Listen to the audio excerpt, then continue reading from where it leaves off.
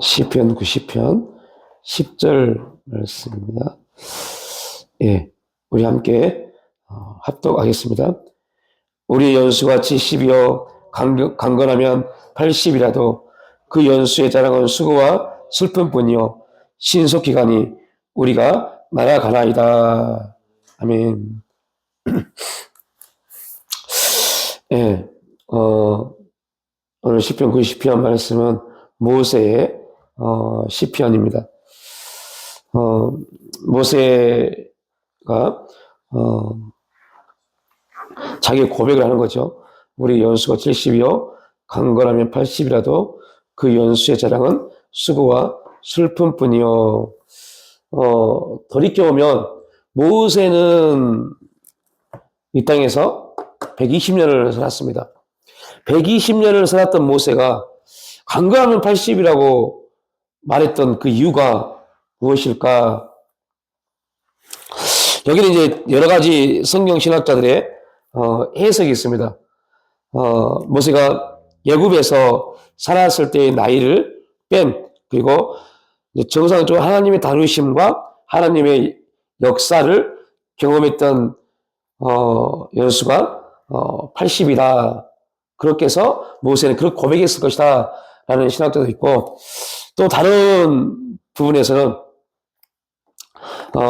이거는 성령께서 모세에게 감동하신 숫자 나이일 것이다 라고 말하는 신학자들도 있습니다. 어떤 것이 맞는지는 성경 어디에도 해석이 나와 있지 않기 때문에 어떤 것이 맞는지 모릅니다. 분명히 모세는 성령의 감동을 통해서 우리의 연수가 70이다, 강건하면 80이다 라고 말씀하면서 중요한 것은 그 연수의 자랑은, 그죠? 얼마가 됐든 연수의 자랑은 슬픔이라고 말합니다. 70이 됐든 80이 됐든 그 연수의 자랑은 수고와 슬픔이다 그럽니다. 슬픔이다 그럽니다. 그리고 또 하나는 수고라고 그럽니다. 우리 사람의 모든 삶의 어떻게 보면 사람의 삶의 특징을 말해주고 있는 것 같아요. 수고와 슬픔이 우리 삶의 하나의 어떻게 보면 삶의 전부에 있어서 거의 8할 이상이 슬픔과 수고가 아닐까라고 봅니다. 근데 모세가 이 부분을 말한 이유가 뭘까요? 그래서 우리가 굉장히 중요한 부분이 이겁니다. 모세가 슬픔과 수고라는 부분을 그가 그렇게 말했던 이유, 단지 인간의 삶이 슬픔과 수고로 그냥 끝나는 건가? 모든 인간의 삶이 슬픔과 수고뿐인가? 이제 이 모세의 이 부분을 해석을 해야 됩니다. 인간의 연수, 인간의 삶은 슬픔과 수고와 슬픔입니다. 그럼 이 부분이 사람의 삶이 슬픔과 수고라면 이 부분을 그러면 지금 모든 사람이 슬픔과 수고의 삶으로 끝난다면 그 인생이 얼마나 비참하겠어요. 그런데 이제 이거는 모세가 성령의 감동을 통해서 쓴 글입니다. 자, 예수님이 인간에 대해서 뭐라고 평가를 했는지 우리가 함께 살펴보면서 이 모세의 말을 해석을 해야 됩니다. 우리 요한복음 16장 말씀을 보겠습니다. 요한복음 16장 22절 말씀입니다.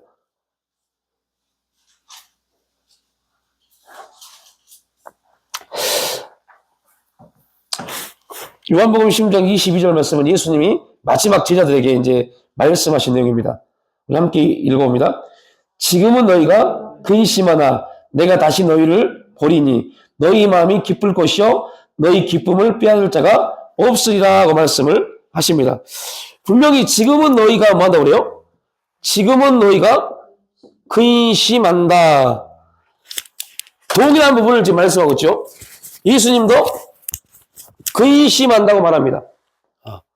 무엇에 또한 슬픔과 수고라고 말합니다. 그러니까 이 인생, 우리 인간의 삶은 기본적으로 뭐 한 거예요? 근심입니다. 수고와 슬픔과 근심이 인간의 삶입니다. 그런데 예수님은 여기서 뭐라고 표현하면 근심하나, 지금은 근심하나, 그러나 너희는 근심으로 끝나지 않을 것이다. 라고 말씀하면서 너희 마음이 기쁨이 있다. 라고 말합니다. 그리고 더 기가 막힌 것은 세상은 슬픔과 우리가 이 세상을 살아가면서 인간은 수고와 슬픔과 근심이 있으나 그런데 이 기쁨을 세상이 뭐하지 못할 것이다? 빼앗지 못할 것이다 말합니다. 여기 굉장히 기중한 답이 있는데요. 자, 여기에서는 삶의 주체가 모세를 기준으로 한 율법입니다. 율법의 모든 삶은 그 자체가 뭐예요? 수고와 슬픔입니다. 근데 예수님이 이렇게 말씀합니다. 야, 지금은 근심하나 너희가 기쁨을 가질 것이다. 근데 그 조건이 있어요. 너희가 기쁨이 임할 것인데 언제 기쁨이 임해요? 21절 보십시오. 언제요? 내가 다시 너희를 보리니. 누가요? 예수님이 죽으셨어요. 죽으신 예수님이 다시 너희를 볼 때입니다. 다시 너희를 볼 때 너희가 기쁨이 나옵니다. 그러니까 예수님이 다시 제자들에게, 다시 말하면 인간에게 다시 올 텐데 그때는 다시 오실 예수님을 통해서 너희가 기쁨을 가질 것이다. 그 기쁨은 이 수고와 슬픔과 근심이 절대 뭐하지 못한다? 빼앗지 못한다라고 말씀합니다. 근데 여기서 다시 오실 예수님, 그 다시 오실 예수님이 누굴까요? 성령님이십니다. 왜냐면 예수님이세요. 내가 가는 것이 유익함이다. 내가 가면 또 다른 보혜사가, 그럼 예수님도 지금 누구예요? 예수님이시지만 그분은 보혜사이십니다. 그럼 많은 분들이 이 성경적 해석에 있어서 예수님이 이 땅에 오셔서 우리에게 예수님이 이 땅에 오셔서 구원을 성취하셨습니다. 히브리서 나누면서 배웠죠. 예수님이 구원을 성취하시면서 그분이 보호자 우편에 가신 다음에 보호자 우편에서 하신 모든 사역이 뭡니까? 우리를 보증하십니다. 중보한다는 그 의미가요. 우리 너무나 많이 중보하라 그러면 뭐와 연결시켰어요? 기도와 연결시켰어요. 중보란 말은 기도와 전혀 다른 말입니다. 중보란 말은 확증, 보증, 이런 의미를 갖고 있습니다. 그러니까 예수님이 우리를 위해서 보증하십니다. 어떻게 보증하시냐? 하나님 앞에서 아버지, 저들은 아버지께 나에게 보내주셔서 내가 나로 인해서 구원받은 자입니다. 우리를 보증해 주십니다. 확증해 주십니다. 그런데 그 예수님은 어디에서요? 보호자 우편에서 예수라는 보혜사로 아버지께 우리를 중보하십니다. 또 다른 보혜사가 이 땅에 오셔서 성령께서 우리에게 오셔서 이제 어떠한 일을 하시느냐?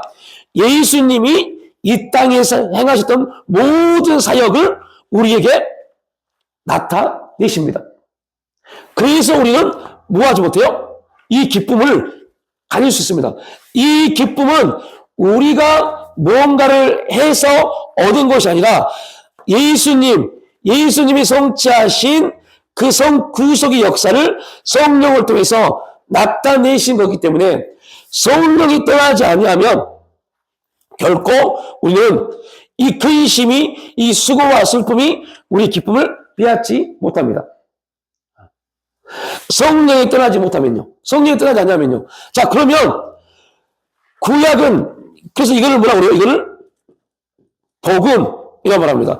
율법을 아무리 수고와 열심과 노력을 해도 그 결과는 뭐예요? 슬픔입니다. 왜 그러면 율법에 어떠한 수고도 그들에게 뭘 주지 못해요? 기쁨을 주지 못했어요. 오히려 수고는 슬픔으로 나타났습니다.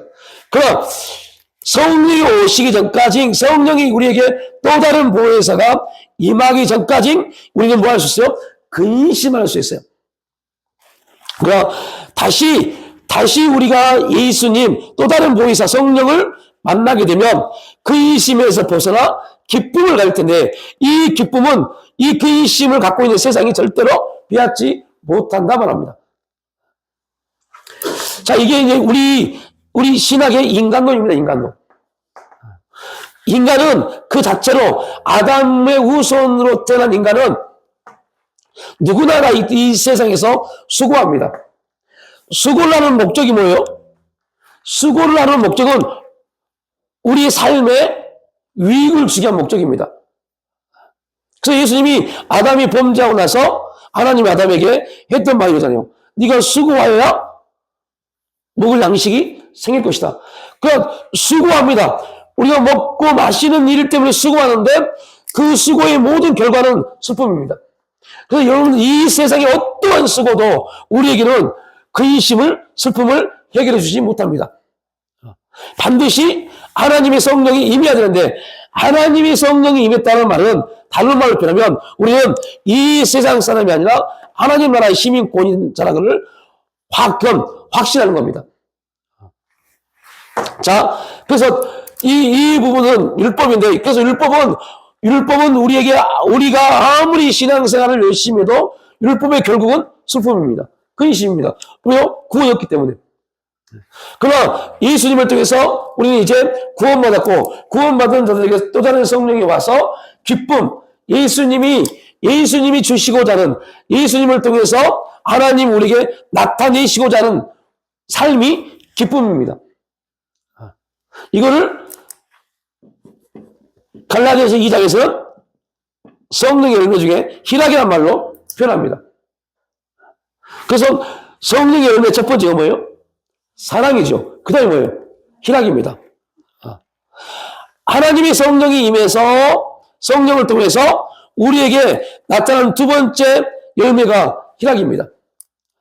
이거는, 기쁨은 우리가 이 세상의 수고를 통해서 얻어진 것으로 나타나는 게 아닙니다. 희락은 성령의 열매입니다. 성령을 통해서만 얻어지는 겁니다. 자, 이 말씀의 이 부분을 우리가 나눈 이유가 뭐냐면, 아브라함이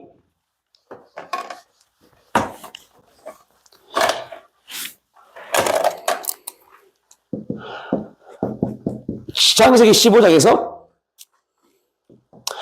하나님께서 아브라함에게 언약을 갱신하십니다. 창세기 12장에 주었던 언약을 다시 갱신해서 찾아오십니다. 그래서 아브라함에게 말씀하시죠. 하나님이 아브라함에게 말씀하십니다. 나는 너의 상급이며 너의 방패이다 라고 말합니다. 그런데 아브라함은 이 하나님의 말씀이 아브라함에게 아무런 유익이 되지 못합니다. 왜 되지 못한다면, 아브라함에게 상급은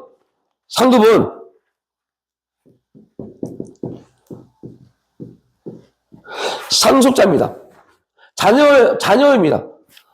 방패는 연합군이 사라지는 겁니다. 여러분, 우리가 지금 성경을 보면서 하나의 질문을 가져야 돼요. 아브라함이 연합군과 싸워서 돌아오면서 살렘왕에게 10의 1조를 드리고 그에게 아브라함이 축복을 받습니다. 예루살렘에 있는 살렘왕입니다. 이 왕이 어떠한 사람이냐? 라는 질문이요. 다시 말하면, 이 왕이 이 왕이 그 연합군, 5나라 연합군과 대적할 수 있는 왕이냐 아니냐에 대한 질문을 가져야 돼요. 아브라함이 318명을 데리고 급습을 해서 자기 족관옷을 구해왔습니다. 구해왔습니다. 우리는 이런 생각을 하셨어요. 아브라함이 자기 종들을 훈련을 잘 시켰나? 훈련을 잘 시켜서 그 사람들과 싸워서 이길 수 있을 만큼의 군사력과 그런 막강한 훈련이 된 사람들인가? 라고 생각할 수 있습니다. 그런데 그 다음에 아브라함에게 나타난 일들을 보면 그렇지도 않습니다. 왜요? 두 번째 사라를 뺏길 때 어땠어요? 두려워서요. (318명의) 그 엄청난 군사력을 그들이 엄청난 군사적 훈련이 된 사람이라면 아브라함이 들을 필요가 없어요. 없습니다. 다시 말하면 아브라함은 군사적으로 또 318명이 군사적으로 엄청난 훈련을 사람 그런 내용이 아닙니다. 그럼에도 불구하고 아브라함은 어찌하든 롯을 구했어요. 구하고 돌아오다가 진짜 아브라함이 손을 잡고 연합을 하려면 살렘 왕이 아니라 누구하고요?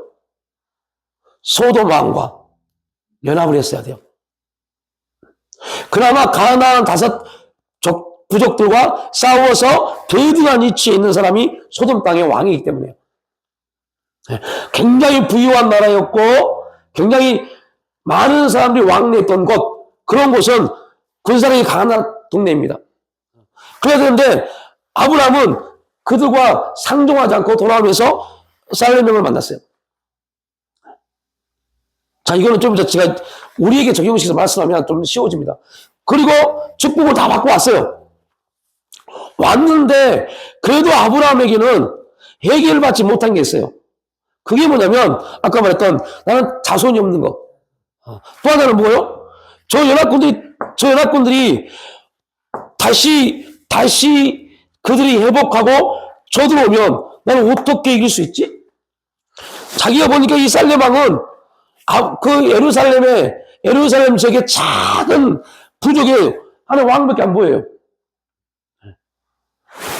이거 나를 도와줄 그러한 존재로도 보이지 않습니다. 그러니까 하나님이 언약을 가지고 찾아오셨을 때, 여러분 이거는 우리가 동일합니다. 우리 이렇게 만나 하나님을 한 번만 만나면 아닙니다. 하나님 대리자가 아니었나 봐요. 왜 족장이었어요?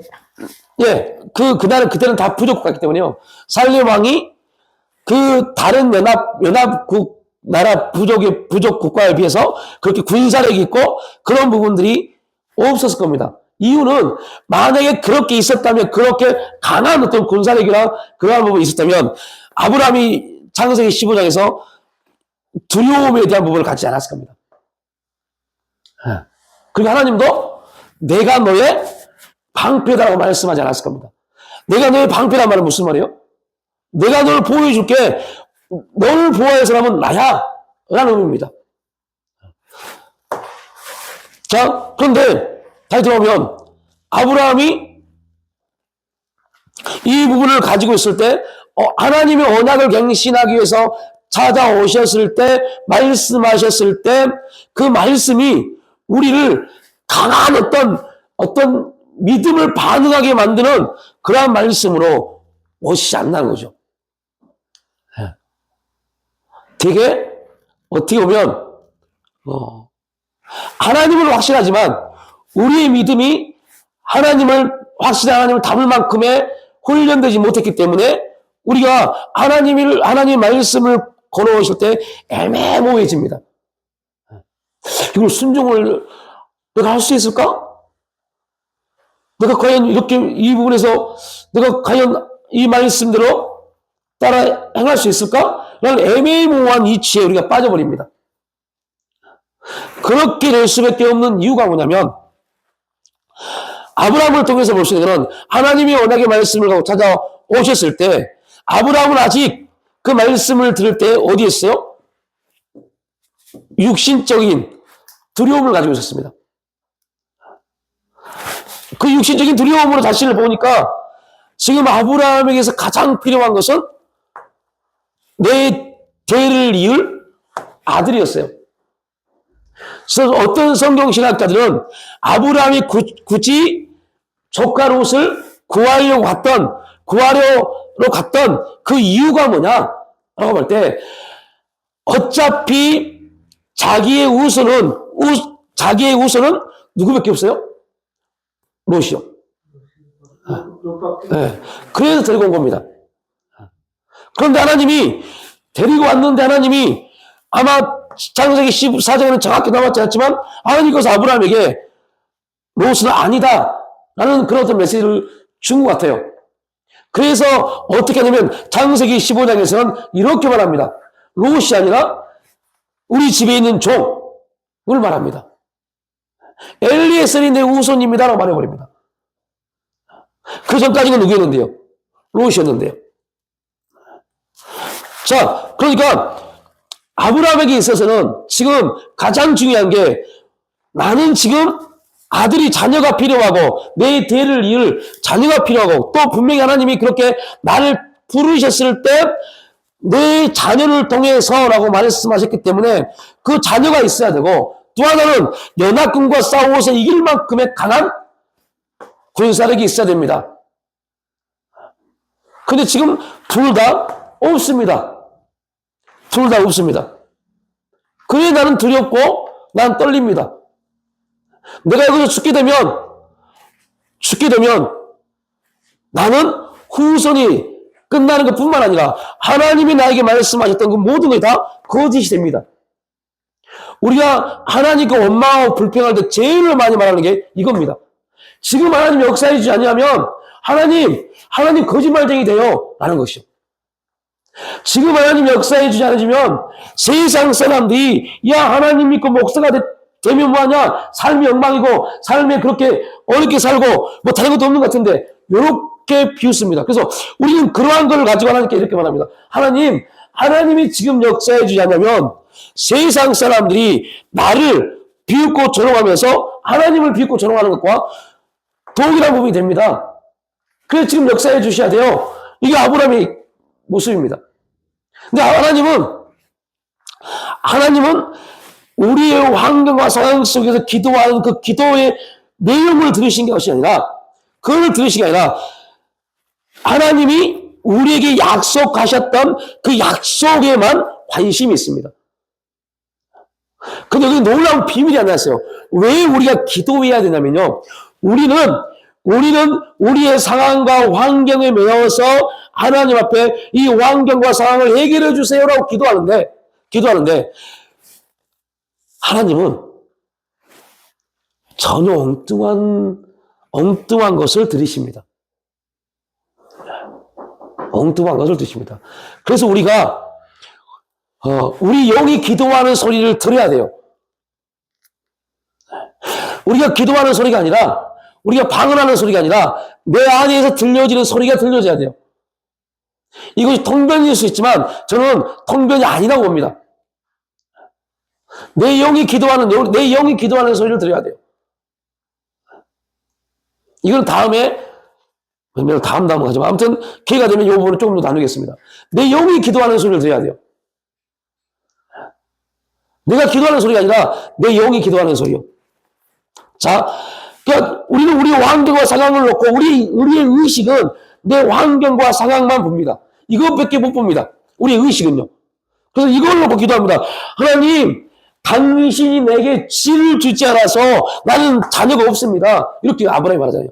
우리 그럽니다. 하나님, 당신이 지금 역사해 주지 않으시니까 당신이 지금 일을 행하지 않으시니까 세상 사람들이 나를 조롱하고 비웃습니다. 세상 사람들이 교회를 조롱하고 비웃습니다. 내가 조롱받은 것은 하나님이 조롱받는 겁니다. 라고 말합니다. 근데 하나님은 그 기도를 안 들으세요. 그럼 어떤 기도를 들으세요? 하나님이 우리에게 말씀하셨던 거예요.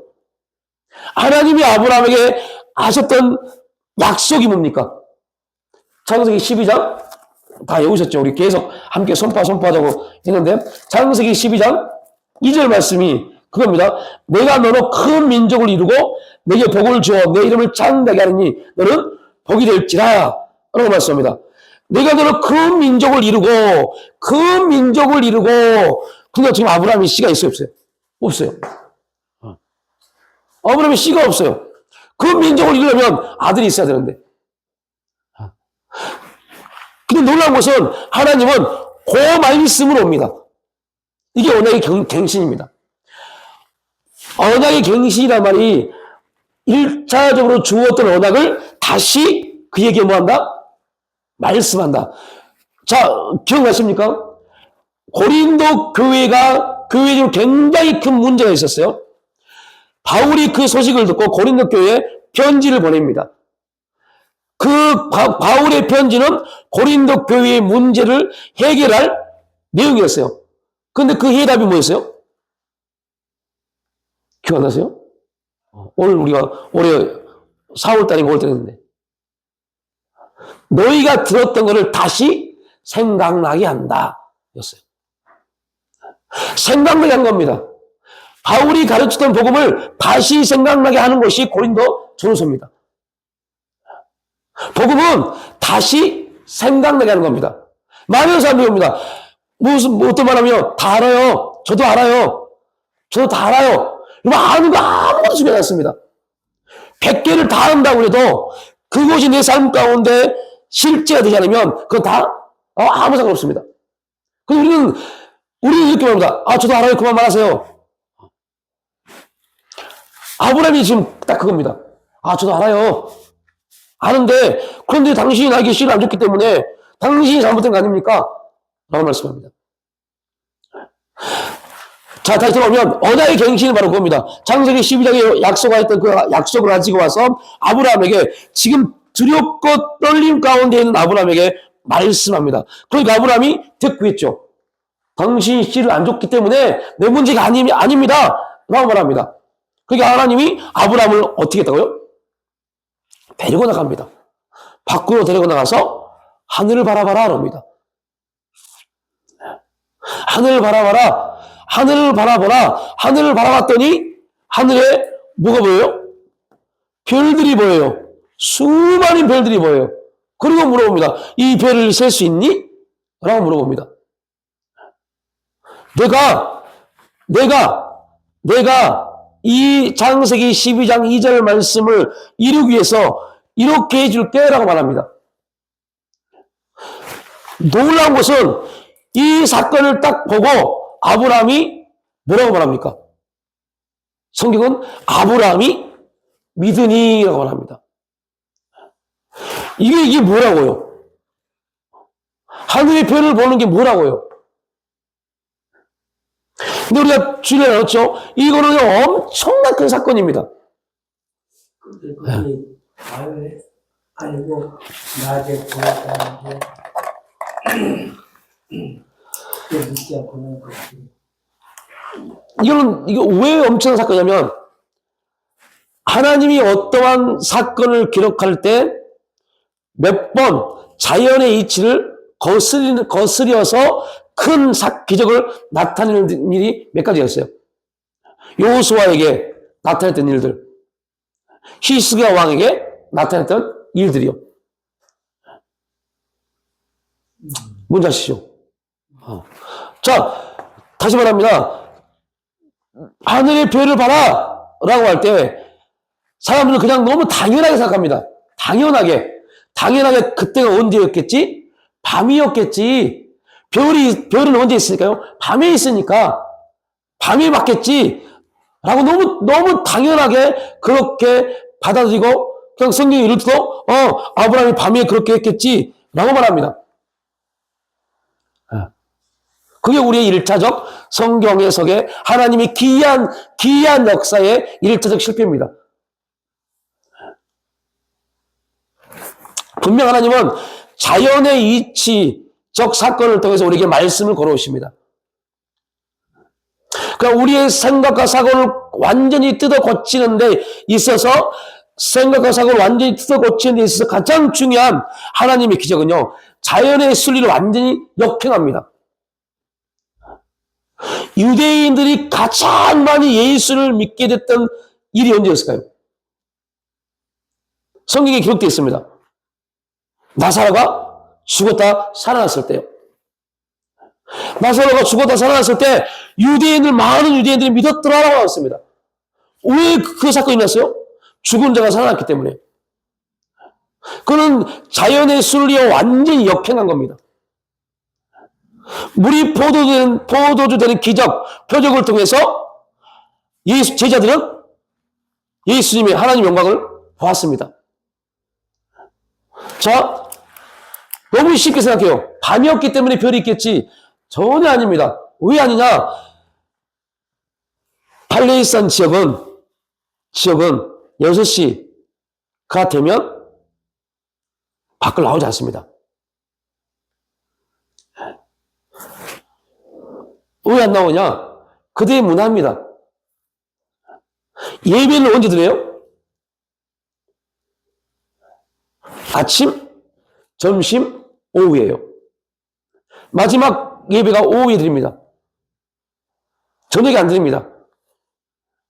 그런데 아브라함의 사건을 쭉 보면 아브라함은 대체로 아브라함이 드렸던 제단에서 드렸던 제사는요, 다 그 제단의 제사를 드리고 하나님을 맡던 시기는 종호입니다. 종호입니다. 즉 아브라함이 지금 두려움을 갖고 있을 창세기 15장에서 두려움을 갖고 있을 때가 언제이냐? 바로 그가 습관적으로 드리는 예배의 시간입니다. 예배의 시간. 그래서 여러분들 이러한 사건들 때문에 우리는 예배를 굉장히 중요하게 생각합니다. 예배를요. 그냥 시간이 있으니까 나오고 시간 없으면 안 나오고 이건 신앙인의 모습이 아닙니다. 그거는 완전히 잘못된 겁니다. 예배의 시간, 그 예배의 시간은 하나님이 우리에게 내가 너희를 찾아가는 시간이라고 정해주는 시간입니다. 그래서 아브라함은 정오 시간에 나와서 그래서 예배 때는 여러분들 예배 시간 나와서요, 그냥 넋두리해도 돼요. 하나님, 참 너무 힘드네요. 이게 도대체 뭡니까? 해도 돼요. 왜요? 그때는 누구도 아닌 하나님이 우리의 소리를 들으시니까요. 아마 아브라함이 창세기 15장에서 했던 게 그럴 겁니다. 내가 저 연합군과 싸운 거 아니면 기습해서 젓가락으로 데리고 왔지만, 멜기세에게 11조를 바치고 축복을 받았지만, 그런데 내 삶은 전혀 바뀐 게 없네? 자기 생각에는 그렇게 했으면 롯이 어떻게 했어야 돼요? 삼촌, 저 삼촌 따라갈래요? 저 삼촌과 함께 살래요? 이렇게 말했어야 돼요. 굳이 아브라함이 가서 롯을 구해온 이유가 바로 그거였기 때문에. 너는 내 후손이야. 갈대아 우르에서부터 너를 내가 데리고 온 것은 너를 나의 후손으로 세우기 위한 목적이야. 그래서 롯을 구해왔는데 롯이 엉뚱한 행동을 해버립니다. 안 갈래요. 내가 좋아요. 소돔 땅이 좋아요. 그래서 아브라함이 혼자 저벅저벅 걸어올 때 1차 계시 누구를 만났어요? 살레망을 만난 겁니다. 그리고 그가 예배의 시간에 나와서 이거 도대체 롯이 따라오지 않았는데 그러면 내가 어떻게 합니까 도대체? 하나님 분명히 약속하셨는데, 저도 이런 길 엄청 많이 했어요. 하나님 분명히 약속하셨는데, 하나님이 약속하셨기 때문에 내가 지금 이 자리에 있고 교회를 계속 목회자의 삶을 감당하려고 기도하면서 나가고 있는데, 하나님 약속하셨잖아요. 그런데 지금 내 삶은 무엇입니까? 이런 것도 되게 많이 했어요. 가면 가서 힘들어지고 어려워지고 답답해지고 하나님 도대체 하나님 뭐 하고 계세요? 아브라함이 아마 그런 기도를 하고 있었을 겁니다. 넋두리. 우리 옆에도 그러죠. 뭐야 이게 다른 것도 없고. 사람들은 아브라함, 많은 사람의 아버지 아브라함 자녀가 몇 명이세요? 자녀가 없는데. 아브라함이라는 단어 자체가 그에게는 엄청난 고통이었을 겁니다. 그래, 그런 모든 것들을 하나님 앞에 지금 털어놓고 있는 겁니다. 그걸 우리는 그걸 시편을 통해서 뭐라고 배웠어요? 토설 기도예요. 토설하고 겁니다. 하나님, 그러면 우리의 토설은 사람한테 하면 안 돼요. 사람한테 하면 그 토설은 서로 싸우고 서로 사단 역사는 올리게 되어버립니다. 우리의 모든 토설은 오직 누구한테만요? 하나님께만요. 하나님께 토설하는 겁니다. 그때 하나님의 음성이 들려지는 겁니다. 하나님의 위로와 하나님의 평강이 임하는 겁니다. 자, 그렇게 해서 하나님이 찾아오신 겁니다. 찾아오셔서 아브라함아, 내가 너의 상급이야. 내가 너의 큰 방패야. 저 연합군 두려워하지 마. 내가 너 지켜줄게. 자녀 없는 거 걱정하지 마. 내가 너에게 자녀 줄 거라니까. 그리고 데리고 나가서 보게 하십니다. 하나님이 목별을 보게 하신 것은 별을 보게 하신 게 아닙니다. 저는 우리가 계속 그랬죠. 우리가 저와 여러분이 예를 들면 방언기도 합니다. 방언에 관심을 절대 갖지 마십시오. 내가 방언기도 하는 것에 대해서 관심 갖지 마십시오. 여기 관심 가지면 안 돼요. 뭐에 관심 가져야 돼요? 그 기도를 하게끔 역사하시는 성령님께 관심을 가져야 돼요. 왜 많은 사람들이 방언기도를 하면서 통변이 안 되고 방언기도에 대한 은혜적 사건이 경험이 안 되냐면 그 기도에 집중해 버리니까요. 내가 방언기도하고 있다는 거에 대해서 집중해 버리니까요. 아닙니다. 우리가 하는 모든 것에 대해서는 우리는 관심을 놔야 돼요. 그게 어떠한 것이 되었든 간에. 어떤 엄청난 능력이 나타났던 것, 능력이든 뭐든 우리에게 나타나는 모든 것들은 우리의 관심에서 벗어나야 돼요.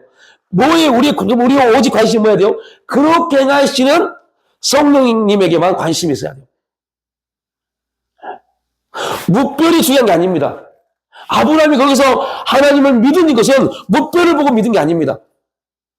그 일을 하시는, 그 역사를 이루시는 하나님을 믿은 겁니다. 여러분, 다시 말합니다. 해가 쨍쨍 떴을 때, 이건 비유적인 겁니다. 해가 쨍쨍 떴을 때, 별은 죽은 겁니다. 그죠? 별은 죽은 거예요. 왜요? 해의 빛에 별의 빛이 사망해요. 그래서 안 보이는 겁니다. 해가 숨으면 뭐가 나와요? 별의 빛이 보입니다. 왜요? 해의 강함이 돌아가 버렸기 때문에요. 그런데 해가 쨍쨍 비치고 있을 때에도 하나님은 뭐 할 수 있어요? 죽은 것 같은 별을 살릴 수 있는 분이 누구시다? 하나님임을 지금 아브라함에게 각인시켜 주는 겁니다. 이해되시죠? 이 부분이 이해가 돼야만이 바울이 말하고 있는 로마서와 히브리서가 이해가 됩니다. 죽은 것 같은, 그건 죽었다입니다. 죽은 것 같은 아브라함과 사라가 믿음으로 그 역사를 받아들인 겁니다. 별은 죽었어요. 해의 강한 빛을 내서 별의 빛은 죽었어요. 그런데 죽어있는 별을 하나님의 능력으로 봤어요. 살리셨어요. 그리고 그거 살아나는 별을 누가 봤어요? 아브라함이요. 그리고 말합니다. 아브라함아, 네가 생각하기는 네가 죽은 것 같지. 네 족보에 보니 너희 아버지도 그렇고 너희 친형제들도 그렇고 자녀들이 없지. 너도 지금 자녀가 없지. 네가 생각하기는 안 될 것 같지. 그래서 롯을 데리고 왔고 그도 안 되니까 엘리에셀을 말했지. 아니야. 이 일을 이루시는 죽음 같은 빛을 살려내서 너에게 보게 하는 이 능력이 너에게 이 일을 이룰 거야. 이게 창세기 15장에 올립니다. 그걸 딱 보고 아브라함이 여호와를 믿었어요. 이 목별을 믿은 게 아니라 여호와를 믿으니. 이게 뭐라고요? 복음입니다. 복음은 이때부터 출발했어요. 아브라함이 여호와를 믿었어요. 그러면서 우리는 말합니다. 하나님은 거기서 뭘 바라요? 야, 너의 눈으로 보여지는 모든 거, 그거 아무리 봐봐야 해답이 없다니까? 눈을 들어 산을 봐라. 너의 돈이 어디서 올고? 그 말은 산을 본 곳이 아니라 산 너머에 있는, 산을 품고 있는 하나님을 보라는 겁니다. 물별을 보는 것은 물별이 하나, 둘, 셋, 넷, 다섯, 여섯, 일곱, 여덟, 물별을 세어봐라. 할 때 셀 수 있어요? 없습니다. 근데 왜 세라고 그랬을까요? 하나님이 역사를 이루실 때, 이전까지는 이 하나님이 별을 보여주는 귀한 역사를 나타내시 전까지는 아브라함은 뭐였어요? 수고와 슬픔이었어요. 그 인생의 슬픔이었어요. 해도 안 되네? 롯을 구하러 가서 롯을 구했으면 이 노부 자식이 내가 있을 곳은 이곳이 아니라 내 삼촌을 따라가는 것이구나 이렇게 해야 되는데 이놈의 자식이 안 따라갔어요. 그럼 뭡니까? 수고했지만 슬픔이잖아요. 아이고 이제 롯도 아니네. 그러면 내 우사는 누가 내 우사가 될까? 수고와 슬픔이라니까요. 하나님의 성령을 통해서 하나님의 역사가 안 보이면 우리 모든 게 그냥 수고와 슬픔입니다. 근심입니다. 해도 안 되네. 조금 열심히 하면 될 것 같은데 해도 안 되는 겁니다. 이 문제가 우리의 가장 큰 문제로 다가옵니다. 근데 이 부분이 이해가 안 되면요. 하나님이 당연히 저녁에 데리고 나가서 아브라함이 보게 하셨겠지. 그리고 별을 하나, 둘, 세면서, 와, 저렇게 많이 준다고. 여러분, 이거 저렇게 많이 준다고, 저렇게 자녀를 이룬다고, 이렇게 해서 아브라함이 바뀔까요? 여러분 바뀌세요? 하나님이 그렇게 말씀하면 바뀌실까요? 안 바뀐다니까요? 그러면 방언을 합니다. 죄송합니다. 방언을 합니다. 이 방언은 누가 한 겁니까? 내 안에서 누가요? 성령께서요. 성령이 방언을 엄청난 이해할 수 없는 기도를 하게 하심에도 불구하고 안 믿는데요. 하나님 못 믿는데요. 무슨 말 하시죠?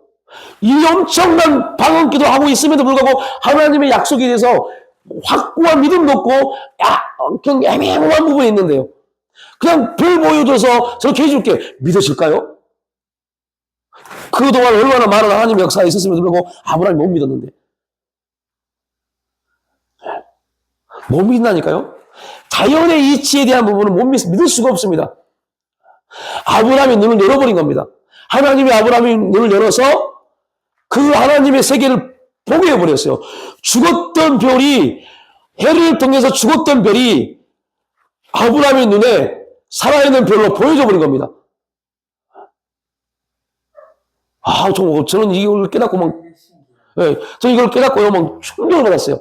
그래서 하나님을 더 신뢰해야 되겠구나. 이게 하나님의 신실하심입니다. 이러한 신실하심을 경험해야만이 누구를 드릴 수 있어요? 이삭을요. 그러니까 이런 모든 하나님이 아브라함에게 나타냈던 모든 일들은요, 아브라함의 믿음을 강하게 한 목적입니다. 아브라함의 믿음이 강해져야만이 하나님의 말씀을 떠오르십니다. 아브라함아, 하나님, 뭘 할까요? 여러분, 하나님의 음성을 계속 들으면서 감사할 수 있는 것은 이겁니다. 하나님 뭘 할까요? 라고 말할 수 있는 것. 제가 이번에 다니엘 기도 현금, 추수 감사줄 현금, 그러면 이거 두 개 합치면 200만 원입니다. 200만 원이면 저희 교회 임들여 3개월 칩니다. 이거 왜 다른데 보내요? 우리 교회 거 해결하고 그렇게 하지.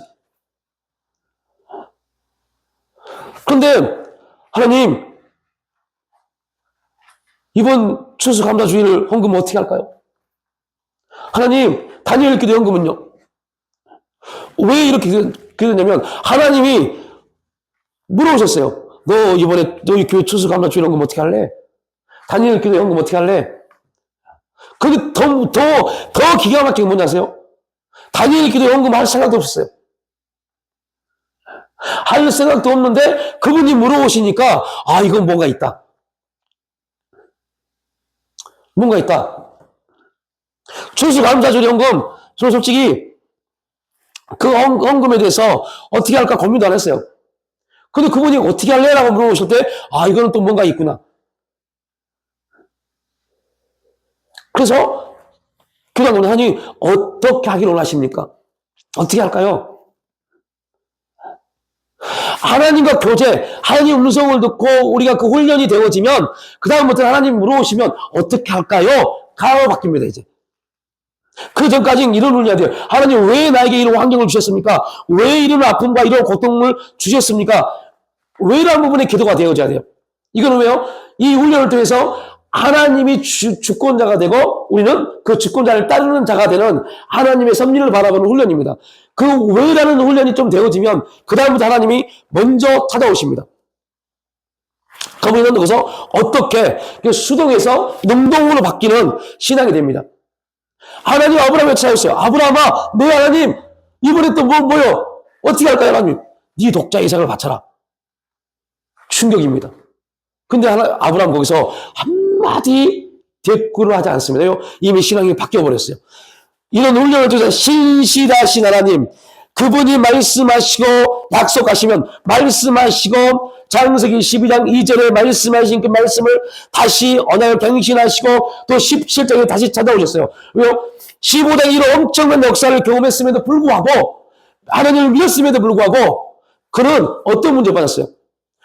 자, 이런 훈련이 됐습니다. 이런 훈련이 됐어요. 하나님의 신실하심을 경험하고 하나님의 신실하심을 맛보아서 하나님의 역사를 경험을 알게 됐어요. 그러면 사라가 여보, 당신은 그래도 소망이 있는 것 같아.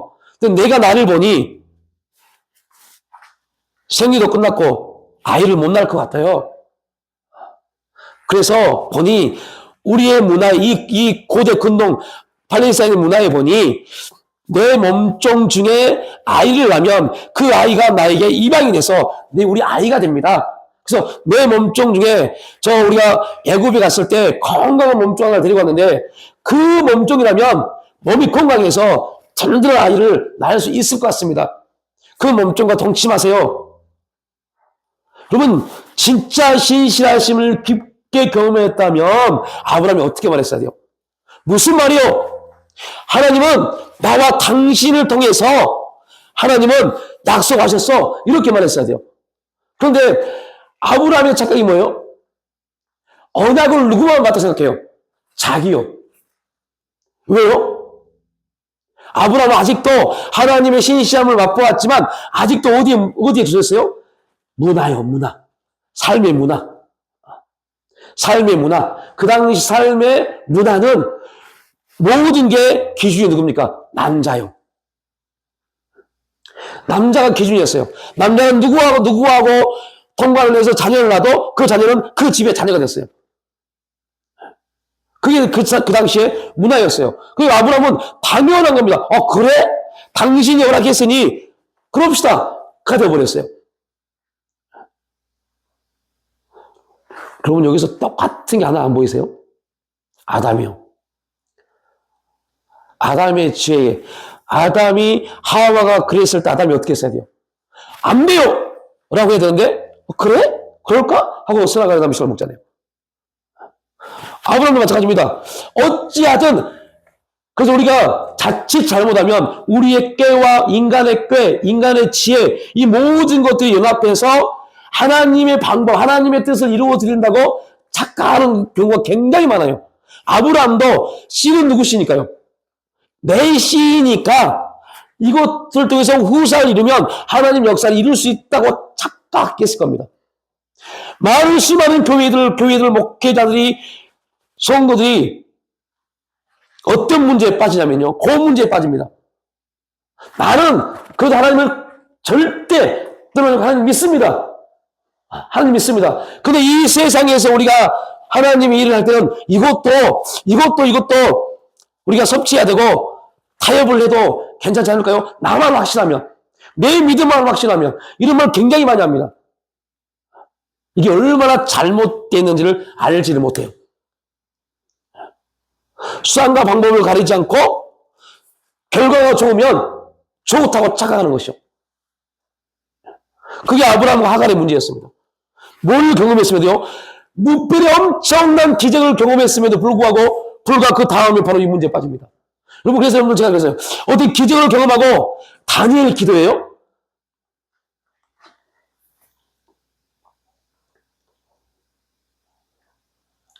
제가 기도한 게 있어요. 하나님, 다니엘 기도 끝나고 오늘 첫 교회 예배입니다. 어떻게 될까요? 라고 기도했어요. 어떻게 될까요? 제발 제 생각대로 안 됐으면 좋겠네요, 하나님.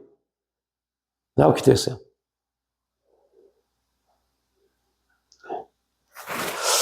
우리 사람들이 너무 착각을 해요. 자기 신앙이 지금 어디에 있는지도 모를 정도로 착각합니다. 그게 무서운 겁니다. 저는 그래서 제가 이런 정말 죄송한 말이지만 하나님 저에게 뭘 보여주고 하지 마세요, 제발. 저도 감당 안 되고 그렇다고 해서 그걸 다 말한다고 해서 그걸 또 받아들이고 따라오지도 못할 것 같고 좀 제발 안 했으면 좋겠습니다 라고 말합니다. 그걸 겁나요.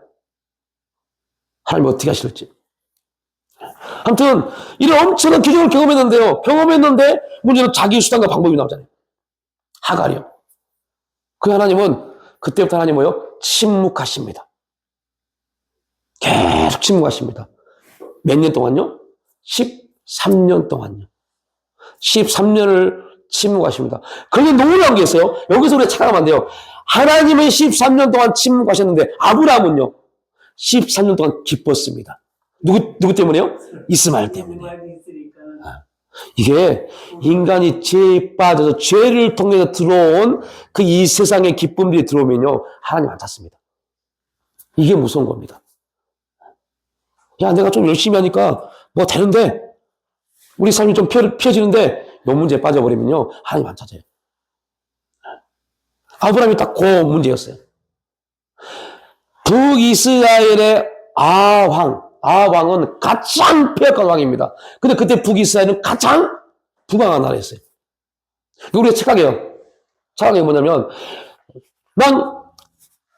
왕이 타락하고 왕이 범죄하면 나라가 망해야 돼요. 아닙니다. 반대적인 일이 굉장히 많아요. 오히려 하나님을 온전히 섬기는 왕이 나올 때 나라는 되게 힘들 때가 있어요. 그걸 통해서 하나님의 역사를 나타내는 게 목적이에요. 그래서 하나님이 그럼에도 불구하고 놀라운 게 있어요. 13년 동안 말씀을 해오지 않았어요. 13년이 딱 지났어요. 그때 아브라함의 나이가 99세입니다. 99세. 그때 하나님이 찾아오십니다. 찾아오셔서 이렇게 말씀합니다. 아브라함아, 얼마나 놀랐을까요? 야, 내년 이맘때 너에게 자녀가 있을 거야. 근데 아브라함은 어때요? 자녀를 낳아본 경험이 있잖아요. 감사합니다. 그런데 너와 사라를 통해서, 그러니까 아브라함이 웃습니다. 무슨 말씀이세요? 이미 13년 전에 사라는 포기해서 하갈을 통해서 이스마엘을 낳았는데, 아니 13년이 지난 지금 뭔 말도 안 되는 소리세요? 하고 비웃습니다. 아니야. 너와 사라를 통해서 나올 그가 너의 후사가 될 것이고, 그가 내가 택한 대적을 취할 문이야.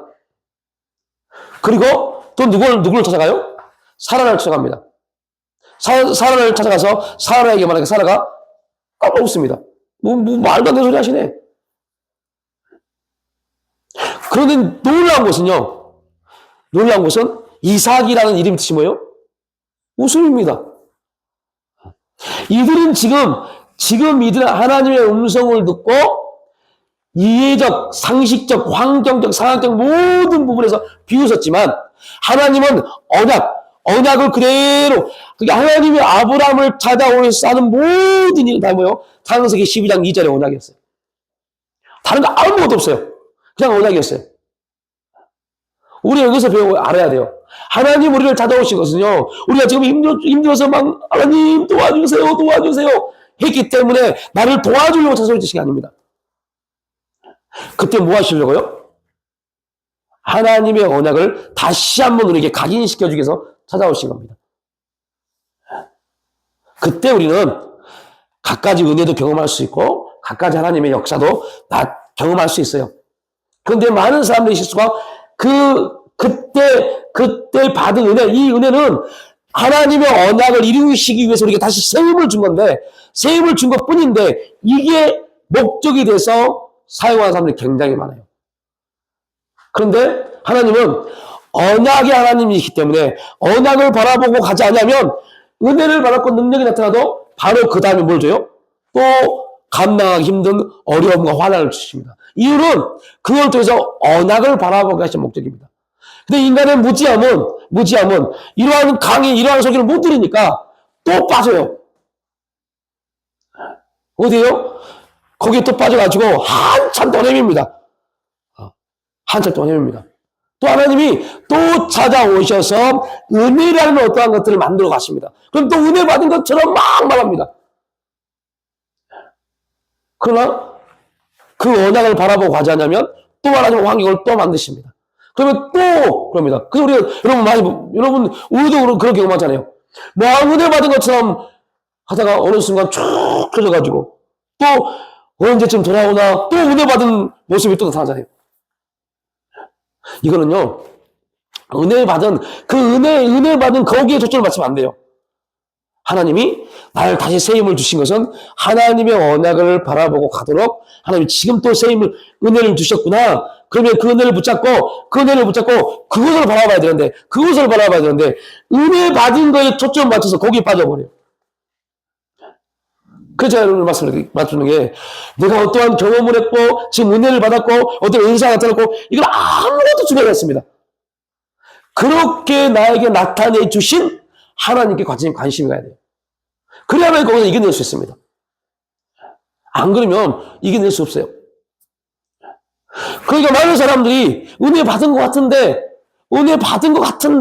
그의 말과 그의 어떤 말을 하고 그의 어떤 간증을 들으면 은혜 받은 것 같은데 삶의 변화가 없어요.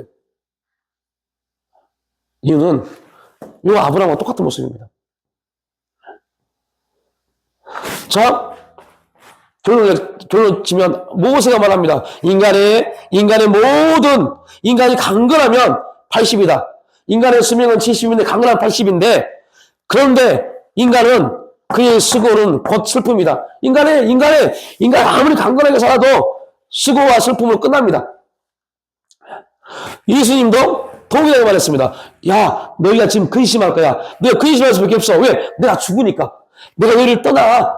그러면 너희는 너희끼리만 남아. 그럼 너희는 분명히 근심할 거야. 그러나 절대 근심으로 있지 않아. 내가 다시 너희를 찾아올 것이니까. 너희는 다시 나를 볼 것이니까. 근데 어떻게 봐요? 누굴 통해서요? 성령을 통해서. 그 성령을 통해서 너에게 기쁨을 줄 텐데 그 기쁨은 이 세상의 어떠한 근심도 뺏지 못하는 기쁨이야. 자, 이 부분을 가지고 아브라함의 종목을 시켜보니 아브라함이 딱 그 부분에 빠졌어요. 그러나 하나님을 믿으니 그 말은 무슨 말이에요? 지금 말을 들으시면 하나님의 성령이 아브라함을 움직이기 시작합니다. 성령을 경험하고 성령과 함께 해도 뭐 할 수 있다? 이러한 인간적 방법을 쓸 수 있다. 그래서 헷갈리지 마라. 성령의 인도를 받아도 인간적 수단과 방법을 통해서 뜻은 하나님의 영광을 위해서 한다 하지만 그 결과는 비참합니다. 그래서 여러분들 성령의 훈련, 광야의 훈련은 무조건 우리의 방법과 우리의 수단과 우리의 모든 지혜를 버리는 게 광야 훈련입니다. 이게 성령께서 우리를 통해서 그래서 성령님의 역사 중에 어떤 역사였어요? 광야에 생기다가 너무 평탄하고 좋은 광야의 어떤 길목에 딱 와요. 그러면 그들이 발두구를 깊숙이 박습니다. 야, 하나님 여기서는 좀 오래 있으면 좋겠다. 근데 그 다음날 나팔을 불어버려요. 그럼 뭐예요? 떠나야 돼요. 가다가 굉장히 큰 산악지대를 만납니다. 그러면요, 대충 천막을 지어요. 와, 여기서 하나님 오래 있지 않게 하실 거야. 근데 몇 달씩 있습니다. 이게 하나님의 광야 훈련 방법입니다. 네 생각 다 버려. 노는 애가 좋다고 생각하지 난 아니야. 그러면 철저하게 하나님의 하나님 되심, 하나님의 인도하심, 하나님의 역사하심에 대한 부분들만 하나님이 그들에게 계속 각인시켜줍니다. 뭐 하시려고요? 그래야만이 가나안 땅에 가서 하나님의 은혜를 따라 그들이 행할 수 있기 때문이에요. 하나님의 은혜에 따라 행하지 않냐면 가나안 땅은 저주의 땅입니다. 그래서 그러면 가나안 땅은 하나님이 약속하신 땅, 하나님이 약속하신 땅이지만 그 약속하신 땅, 하나님의 약속, 언약, 은혜가 임하지 아니하면 가나안 땅은 진짜 볼품없는 땅입니다. 그래서 하늘의 신령한 복, 하늘의 아름다운 보고를 내가 열으사 하늘의 아름다운 복을 열 텐데 그 보고에는 이 땅이 필요한 모든 게 다 들어있어 라고 말합니다. 이 땅이 모든 게 다 들어있는데 그게 뭐냐? 신명기 6장에 보니까 뭐라고 했어요? 이른 비와 늦은 비예요. 다른 게 아니라 이른 비와 늦은 비예요. 근데 그 이른 비와 늦은 비를 성경은 뭐라 표현해요? 은혜다라고 말합니다. 너희들이 은혜를 잃어버리지 아니하면 내가 그 은혜 안에서 너희들의 필요한 모든 것들 내가 때에 따라 비를 통해서 다 줄게 라고 말씀하십니다. 이게 여러분요 가나안 땅입니다. 하늘의 신령한 복, 하늘의 신령한 복은 은혜입니다. 은혜를 부어줍니다. 은혜를 부어주어서 땅이 하늘의 은혜를 받으면 땅은 뭐를 내요? 풍성함을 냅니다. 그래서 땅의 기름진 복은 하늘이 내려주는 때에 따라 돕는 은혜의 비를 내려서 가장 합당하게, 가장 풍성하게 열매를 내게 합니다. 그러니까 우리의 생각에는 지금 좀 비가 내려야 되는데 지금 비가 내리지 않는 것 때문에 우리는 뭘 해버려요? 농수를 끌어오고 물을 댑니다. 근데 하나님이 물을 대고 있는데 비를 내려버려요. 그러면 어떻게 될까요? 농사 망칩니다. 이 훈련을 시킨 게 광야입니다. 네 생각하지 마. 너 생각하지 마. 이게 얼마나 여러분은 어떻게 보면 이성주의자들, 합리주의자들, 계몽주의자들이 들으면 정말 뭐라고 표현할까요? 대노할 소리입니다. 인간이 생각하는 동물인데 생각해야지. 합리적으로, 이성적으로 생각해야지. 이렇게 말합니다. 하나님 말합니다. 야, 너 생각하지 마. 너 생각하지 마. 네 방법 쓰지 마. 네 지 아무것도 아니야. 라고 말합니다. 그러면 나는 뭐 합니까? 너의 진짜 능력은 나를 믿는 거야. 라고 말합니다. 나를 믿는 거야. 네가 생각하기에는 도저히 지금 비가 내리지 않으면 농사가 망할 것 같지? 아니야. 나는 지금 아니야. 그거를 믿어. 그걸 믿는 게 믿음입니다. 나의 모든 걸 다 내려놓고 그걸 믿는 게 믿음입니다. 지금 내가 이렇게 하지 않으면 나는 평생 아무것도 안 될 것 같은데 그래서 우리가 여기서 뭔가 하려고 막 발버둥 치는데 가만히 있어. 근심하지 마. 평안해. 아무것도 하지 마. 그래서 똑같은 요한복음 16장 33절에는 이렇게 말합니다. 야, 세상이 너희를 뭐 할 거다? 핍박할 거야. 그러나 너 담대해. 내가 너에게 뭘 줬어? 평안을 줬어. 평안이란 말은 하나님이 우리에게 주신 평안은요. 세상 것과 다릅니다. 그 평안은 누구만 바라봐요? 하나님만 바라보도록 하는 겁니다. 하나님이 주신 평안을 통해서요. 그래서 우리가 이 훈련이 돼야 돼요. 이 믿음의 훈련이 돼야만이 믿음이 강해져서 네 독자 이삭을 드려라 바치라 했을 때 아멘 하고 가서 담대하게 드릴 수 있는 겁니다.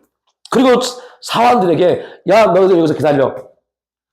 내가 예배 드리고 나와 네 아들이 우리가 함께 너에게 다시 올 거야. 라고 말할 수 있어요. 이미 아브라함은 알고 있어요. 네 아들은 뭐다? 죽는다. 제물로 바쳐진다. 그 하나님이 뭐를 보여줬어요?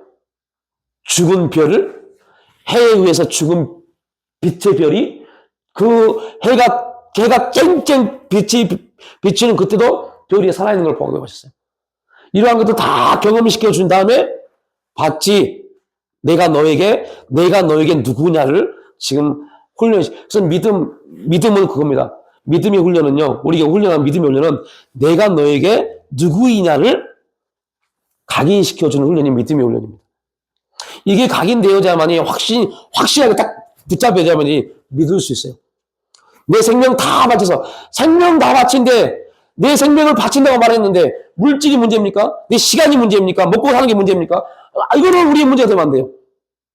그래, 분명 우리가 이 세상을 살아가는 동안 그것 때문에 굉장히 힘들고 고통스럽고 많은 혼란이 있을 겁니다. 그럼에도 불구하고 이것이 하나님의 사명을 내가 달려가는 것에 있어서 너무 오랫동안 우리의 발목을 잡으면 안 돼요. 발목을 잡히는 순간부터 발목만 잡히는 것이 아니라 우리 인생에는 사단이 역사는 사단의 놀이터가 되어버리니까요. 네.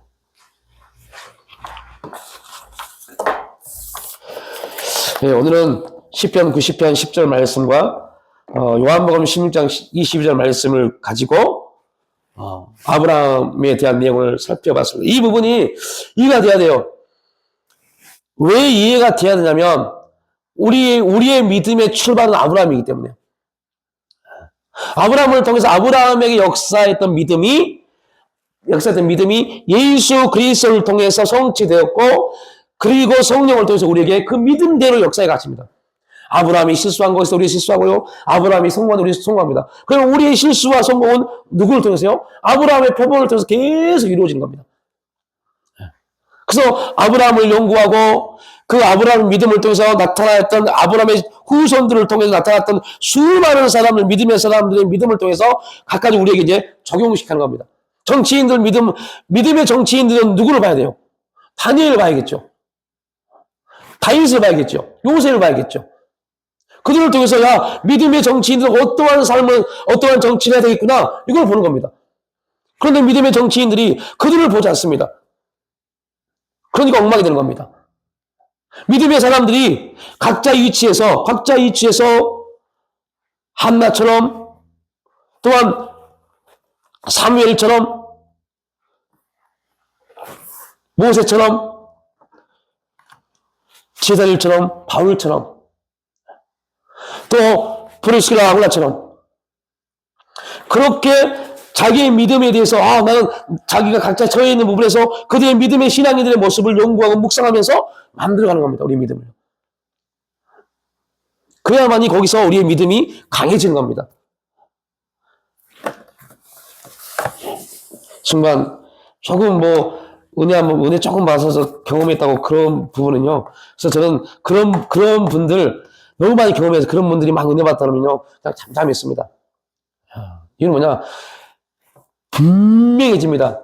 한 2살 후면 지금 저렇게 충만했던 믿음은 싹 사라져버리고 또 힘들어서 또 자기만의 세계에 빠져서 또 호적될 거니까요. 분명한 사실입니다. 왜 그러냐? 그들은 그게 지금 자기에게 최고라고 생각하니까요. 그게 아닌데. 그때 우리가 경험하고 있는 생각되어 있는 모든 걸 내려놓고 하나님을 바라보고 하나님께 관심을 가져야 되는데요. 그런 훈련을 시키시려고 잠깐의 믿음, 은혜적 사건을 주셨는데 그게 참 안타까울 정도로요. 네. 아무튼 여러분들 이러한 우리의 믿음의 훈련이 계속적으로 되어져서 우리 믿음이 강해져야 돼요. 그러면 진짜 하나님이 우리에게 찾아오십니다. 마지막 너 그거 나한테 바쳐. 주님 내 마지막 볼인데요. 나 이거 내 인생 끝나는 건데요. 절대 안 끝나. 절대 안 끝나. 아브라함을 봤잖아. 해답인 거가 있어. 내가 뭘 준비해놨니? 감옥 가는데요. 아니야. 너 그 감옥에서 여러분 그래서 이것 말하고 마치겠습니다. 만남의 기도를 하잖아요. 우리가 굉장히 많이 하죠. 그죠? 만남은 그렇게 이루어진 게 아닙니다. 기도에서 이루어진 게 아닙니다. 만남은 사명의 길로 나아갈 때 만나지는 겁니다. 하나님의 부르심의 자리에 가야만이 하나님의 만남이 이루어집니다. 왜요? 만남은 누가 역사시니까요? 하나님이요. 내가 아무리 좋은 만남 관계를 맺으려고 열심히 노력해도요, 안 됩니다. 성경의 모든 인물들 보세요. 만남은 하나님의 부르심의 자리에 들어가야만이 거기서 만나지는 겁니다. 그리고 하나님은 그 일을 만남을 통해서 하나님의 역사를 이루고 가십니다. 그 하나님의 부르심에 있는 자리에 들어가려면 어떻게 해야 돼요? 지금 많은 사람들이 이제 그 부분에 대한 부분인데, 이거는 우리가 말하면 사명, 목사가 되고 막 이런 부분을 말씀하는 게 아닙니다. 하나님의 은혜 안에, 은혜 안에 삶을 말하는 겁니다. 그 하나님의 목적은 내가 잘 살고, 내가 어떤 영향력 있는 사람 되고, 이거는 전혀 관심이 없어요. 하나님의 목적은 우리를 통해서 하나님 나라에 확장하는 데가 있습니다. 이게 하나님의 목적입니다. 그러니까 하나님이 우리를 통해서 하나님 나라를 확장하기 위해서 나에게 준 사명의 자리, 나에게 준 삶의 자리에서 어떠한 A라는 사람, B라는 사람이 필요하다면 하나님은 그들을 만나게 하십니다. 그러니까 하나님의 역사를 통해서 만나게 하셔서 하나님의 일들을 하나님 나라 확장을 위해서 사용하는 거지. 내가 이 세상에서 뭐 영향력 있는 사람이 되고 어떠한 사람이 되기 위해서 여러분 이거는요 100% 그 사람은 그렇게 응답이 됐을지라도 그 사람 때문에 망합니다. 그 만남 때문에 망해요. 왜냐면 목적이 완전히 다르잖아요. 목적이 주어가 내가 되어버렸잖아요. 그러면 망해요. 그러니까 우리의 모든 만남의 기준은 그겁니다. 하나님 나라를 위해서 우리가 하나님 나라를 위해서 부르심을 받았고 그 부르심 앞에서 우리가 삶을 살아가야 되는데 하나님 나라 확장을 위해서 나에게 필요한 사람들 그들을 만남을 통해서 목적이 그건 하나님 나라 확장입니다. 근데 우리는 굉장히 잘못 착각하고 있어요. 나에게 유익되는 만남, 여러분들 그런 유익된 만남이 되면 그 사람은 자아가 강해져, 자아가. 그런 만남이 있어도 잘못된 만남입니다. 제가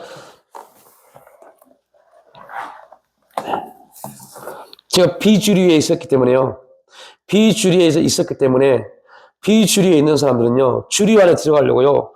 얼마나 많이 노력하냐 하세요. 노력 엄청 많이 합니다.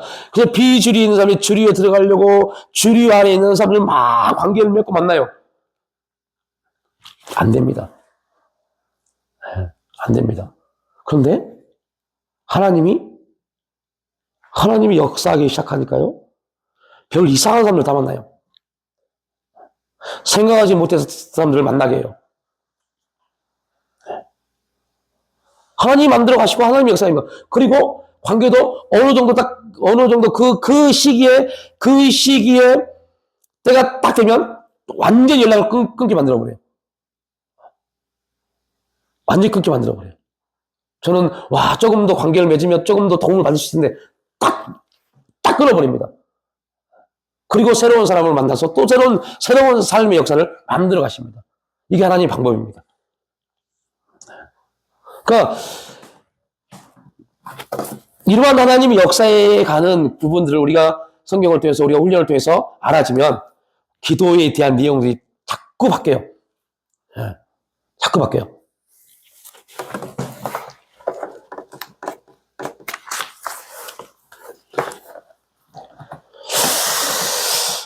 예.